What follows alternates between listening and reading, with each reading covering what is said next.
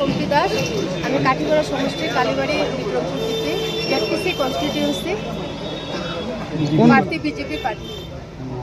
এবার কি প্রথম নাকি আপনি? হ্যাঁ, আমি প্রথম। আপনি জয়ী হলে এখানে কি কাজ করবেন?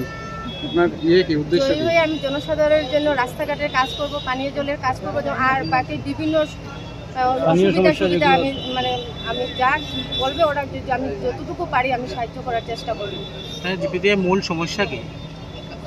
রাস্তাঘাট, পানীয় জল, এগুলো বেশি সমস্যা। এমনি মাইনরিটি কতটুকু আছে? মাইনরিটি আর 20% কতজন ভোটার? 20%।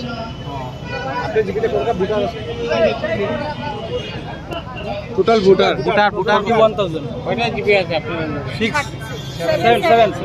7টা জিপি। কোন কোন জিপি?